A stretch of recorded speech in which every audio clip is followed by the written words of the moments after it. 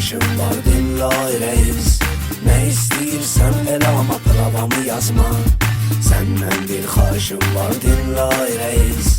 Ne istəyirsən elə, ama pravamı yazma. Bax bu açarlar, bu maşın götür al apar. Bir xahişim var ay reis, pravamı yazma.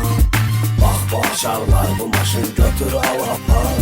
Bir xahişim var ay reis, pravamı yazma. O vaxtı sən də cavan idin, mən də cavan idim ay reis. Əl elədin, saxlamadım, dalınca düşdün, azdım. Yadıma gəlirmi ay reis, yeri necə cızdım. İkicə qrup, iki rusnoy, adımı da yazdım.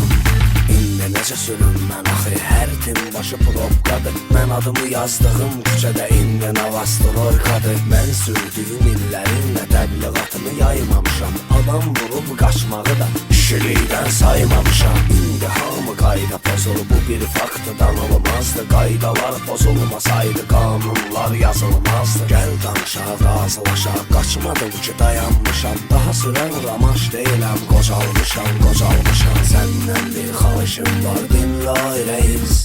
Ne istəyirsən elə